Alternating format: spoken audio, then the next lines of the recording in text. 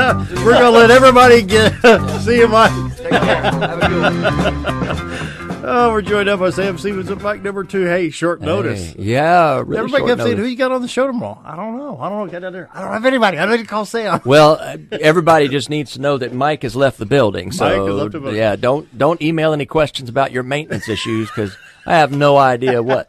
That is not my gift. I'm not an engineer or a So I mechanic. say we're not going to do a call-in today for Sam's man. points on cars. As far as I'm concerned, thank God they put the little minus and plus on batteries because I wouldn't know how to even do that. That's just not my thing. Hey, I've been hearing some public service announcements concerning Arkansas State Police and state departments around the country. Right. Driving under the influence of alcohol. Drive and other, sober, get pulled over. Yeah. A good program. Yeah, it is. It is. I think, we definitely have to be to be vigilant about impaired driving. There's no doubt about that. Drinking and driving still kills people. I think now I see, over the course of my career, which is right at 29 years right now with my time at the police department in Louisiana where I worked in Lafayette, I've seen greater awareness of, the general motoring public, a greater awareness of drunk driving issues and impaired driving. And I see a lot more young people now that say, hey, if I'm going to drink, I'm not going to drive. I mean, I'm not a teetotaler. If I have, a couple of glasses of wine, over a 4-hour period, then, that is not going to be a problem as far as your blood alcohol content, particularly for a man. Now, it is different for men and women, so please don't call up screaming about gender equality and, that's just the way God made us. I mean, men generally get rid of alcohol quicker than women do. But now, if you're having more than 2 drinks an hour, forget it. You are going to be over that 0.08 in no time at all. 2 drinks an hour, 4 drinks within 2 hours, whether beer or wine. And of course, that goes up quickly when you're talking about hard alcohol, whiskey, vodka, that stuff, the distilled spirits. You can get, and the first thing that alcohol affects is your judgment. So a lot of people think, well, I think I'm okay to drive. Well, you're making a judgment on whether or not you're impaired while you're impaired. So it's not a good thing. But even more so than drunk driving, or as some people call it now, drink driving or impaired driving, we're starting to see, unfortunately, the numbers are beginning to reverse themselves. For fatalities have been in the United States, about roughly 40,000 people a year are killed in the United States on the roads, highways. For a long time, that with seatbelt usage, airbags, better quality roads, rumble strips, lots of things, better lighting, better signage, people, the fatalities have consistently been going down over the last 2 decades. Now, that number has stopped and fatalities are going back up. And I just about know in my heart of hearts exactly why. And it's that iPhone, that cell phone, multimedia devices. Over and over, when you look in the newspaper or you're hearing accidents just out of the blue, a beautiful clear day, dry conditions, visibility unlimited, and a car simply crosses the center line, hits somebody head on. Well, there's a reason that happened. If the driver's looking ahead, unless they're committing suicide, they're not just going to cross the center line and hit somebody head on. So texting, people are even, I've even seen people at red lights on their big giant iPad, whatever, and they're on Facebook, on the road, checking their Facebook, So your mind cannot, you can't read a novel like that and expect to, I mean, when you look at, when you're doing 45 miles per hour, you look at the amount of feet per second that you're going, you are really, really taking a chance. And it just takes a split second, for you to cross that center line and not even know it because you're reading a funny post or you're trying to type okay, or an emocon back or whatever it might be. I was privileged to be a part of Families Against Distracted Driving, and you can pull up FADD on Facebook. Yeah, right. And Sheila and Michelle were doing the program one day, and afterwards I thought, well, what are we talking about here? So I got in a residential neighborhood, and there's a straight stretch that's about 0.6 of a mile long. I thought, I'm just going to try it. So I got out my phone and just was going to try texting. 3 letters. By the time I got 3 letters, I'm doing about 10 miles an hour. I had veered probably 3 to 4 feet. Yeah. In a distance not very far, Sam. Now think about that at 55 or 60 miles an hour or 75 miles per hour on the interstate. I purposely first made sure there's nobody walking, nobody driving. Yeah. I was going east, and I just got my phone, and I just looked at my phone for about 8 seconds, perhaps. Yeah. But the tendency, of course, it's like when you get lost in the woods, you go in a circle. Yeah. And what happened to me is... Unless you take out your iPhone and get your compass, then that'll help. But well, and I mean, I have seen one day on the I could not believe it, on the interstate, I-40, between Conway and Little Rock. I was headed to Little Rock, and I noticed a car in front of me. He kept going over to the right shoulder. He hit right shoulder of the road. He hit the rumble strips, come back over, cross the left. I thought, my gosh, it's only 8:30 in the morning. This guy's, he's an early morning drunk. So I thought, I just don't like being around this guy. I'm just going to pass him. So I waited till it was clear, got in the left lane, passed him, and as I passed him, not on top of the dash where you could see it, but where the radio would be, he had it propped up on the console there, an iPad, and he was watching a movie. The guy was by himself, watching a movie while driving down the interstate at 75, 80 miles an hour. Clearly watching a movie. You could see, I looked in, you could see the action on the screen on an iPad, and he's driving. Years ago, when televisions became to where they could be battery-operated portables in the mid-'60s, people would try to put an antenna on and just to be cool, watch TV in the car. Yeah, right. I don't know about the nation, but I remember, I think it might have just been Illinois or Missouri, but it was illegal to have it in the front seat. To have any type of video device in the front seat of the car. You could have it in the back seat because it had distracted driving. Right. Now, we've got the displays where you can touch screen and get your GPS, like if I want a program going from here to St. Louis, and I look down at that screen.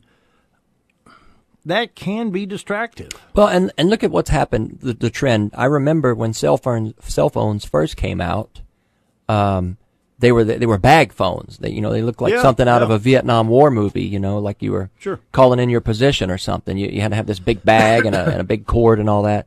And they progressively got smaller and smaller and smaller. And that was the next best thing was the next smallest phone. Now the trend is reversed because people are doing more on their phones. It's not just to make a phone call, but it's to check your email, your Facebook, to do business, In churches now, the guys can actually operate the sound systems, the massive sound systems, off the iPhones. Yeah, right. And so there's so many applications for them now, but now the trend is they're getting bigger and bigger and bigger. And now everybody's proud of the next latest, and greatest, biggest phone. Samsung puts out some monsters, they're just... They look like people are going down the road talking on an iPad. They're just go out here to the football games, and they're watching TV. Well, they're holding these things up, filming their kids. It's like holding a clipboard. And so, with all of these electronic multimedia devices, we've become a more disconnected society. I mean, it never ceases to amaze me when I go to restaurants and see young people. Even young people on a date. They're obviously a young couple on a date, and they both have their iPhones or Samsung, their Galaxy out, and their thumbs are moving 1,000 times a second, and they're texting other people, I guess, to tell them how the date's going. I don't know, but and it's like the kids they're not even talking to each other.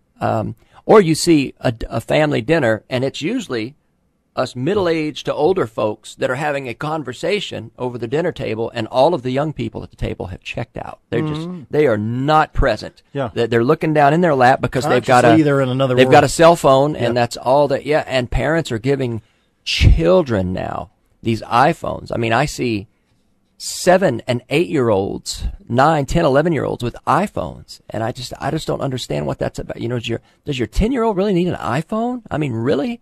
And so and there's so It's many a status symbol. there's so many games on them, so they can't even stand there in the presence of adults and hear a conversation and learn anything, because as soon as the adults start talking, they whip out their little cell phone and they're either playing a game on it, or they're texting their friends, or what have you. So it's natural that younger drivers would also be checked out, because they can't leave that device alone. For you watch a kid, any youngster, 13 years or younger, that's got an iPhone or a smartphone and a restaurant, they cannot leave it on the table or in their pocket for more than 60 seconds. I guarantee you. Mm-hmm. I guess it's a pet peeve of mine. I see it and I just think it's very, very unhealthy. So, and we wonder, well, why does our youth lack social skills? Well, because they're not getting them. We learn social skills from our parents, from listening to conversations, sitting at the feet of our elders and listening and learning from them. Now they sit at the feet of their elders, but they're playing, Space Pac-Man or Dungeons and Dragons, whatever it may be. They're not even in the room. They're somewhere else. When I was younger, we used to actually have either a Friday or Saturday night where folks from our church would invite the family over for an evening meal. Yeah. And the kids would play, whether indoors or outdoors, depending on the seasons. Yeah. A lot of times after the meal, the adults would have coffee or tea. Yeah. Perhaps a board game or something like that. 9:30, 10 o'clock, we'd go home. Right. Does that even? I see married couples doing this. They're sitting at the table. When I go to dinner with my wife, we talk. I think it's almost rude to pull out your cell phone and stick it between you and the person you're sitting having a meal with, and start checking your email or whatever you're doing. I heard that the birth rate is down in the U.S. Well, it's no wonder. I mean, these people aren't even talking to each other. It doesn't surprise me at all. You just look at where we've gone as a society with all of this. And I'm all for a good movie, but not while I'm driving down the road, not while I'm having dinner with my wife or trying to, interact with my kids. And our children, we stay on them. Now maybe I'm Mr. Meanie parent, but, we have an iPad that we let the kids use. But it's not going to be used for more than an hour in a day. And I tell them, put that up, turn it off, and go outside. It's beautiful. It's 72 degrees. The sun's shining. It's Sunday afternoon. Get off, shut that TV off, get that off. And these kids are used to this. I mean, the other day I caught my daughter watching a TV with an iPad in her lap. So she's on the iPad while watching a movie. I said, absolutely not. No, ma'am. This is not going to happen. Shut that off. Turn that off. Get outside. Get on your ripstick or your skateboard or your bicycle. When we were kids, I know I sound like Mr. Old Man here, but my gosh, we were out ripping up the neighborhoods on our bicycles and building forts, You bet. The only electronic device we had were the street lights that came on that tell us, it's time to go home. When they start to come on, that was the rule, When you see the street light first pop on and start to glow, it's time to get your butt home. Because all over the neighborhood. Yeah, and we were at each other's houses, and now people get off work, they pull up to their driveway, the garage door goes up, they drive in, the garage door goes down, you never see them again. That's it. Until the mowing company comes by to mow their yard for them. And then they slip the 20 out the door. Such it is. Take a quick break, visit with Sam Seamans. We'll be right back. 7:52. Another pretty day out there. I think it was 61 degrees when I got to the studio this morning, about 6:30. Yeah, my car said 63 when I got in it this morning, yeah. So it's beautiful, clear, sunshiny. It's obvious that fall is on the way. Yeah. So I'm not a big fan, but I prefer the hot weather, warm weather. But I like warm weather, but this humidity is about to kill me this year. Well, last week we had some very low humidity days. Yeah. It was very nice. I went bicycling. It was good, Of course, it'll be, with it in the low 60s now, I would say those lower 50, upper 40s cold snaps are coming. Mm-hmm. They're, it's not too far. Usually you always think of when the fair gets here during September, the first week or second week of September. There's usually a little cold snap. Yep. People are breaking out their jackets for the first time to go to the fair at night. Many times they'll leave that fair at 9:30, 10 o'clock at night, and you got that chill in the air. Yeah, chills in the air. So it's time. I'm just starting to see more deer activity. That's good. That's about the only thing I can think of that's good about winter is deer hunting. But there's nothing good about winter. I don't like winter at all. Some people love it. They love the ice and snow. Yeah, I'm not a fan. I'm not a fan. But I'm from South Louisiana, so when listen, man, when it got like to 48 degrees, we were stuffing towels down around the doors. We just thought we were going to freeze to death down there. Yeah. So here it's not a big deal. You said that magic word, bicycling.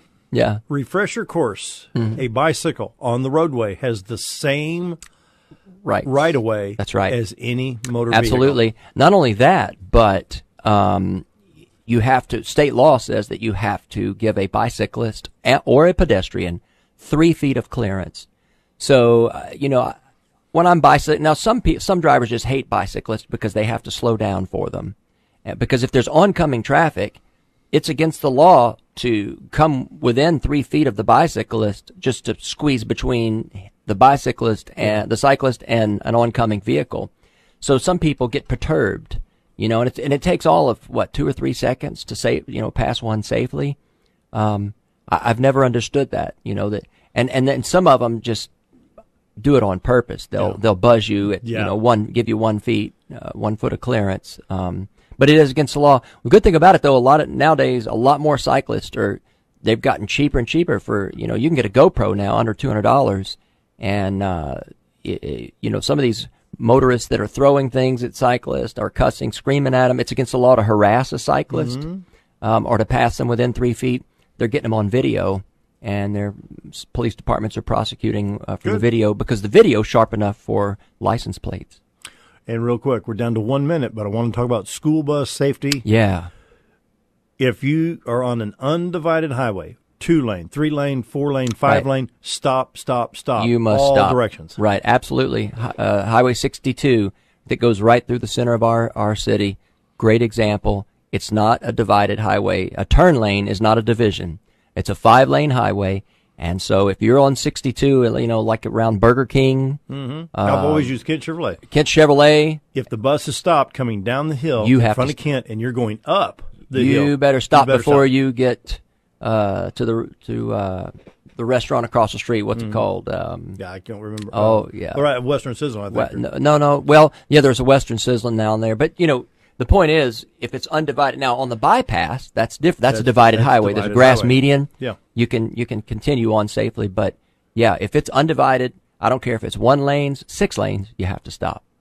Real quick, don't drink and drive.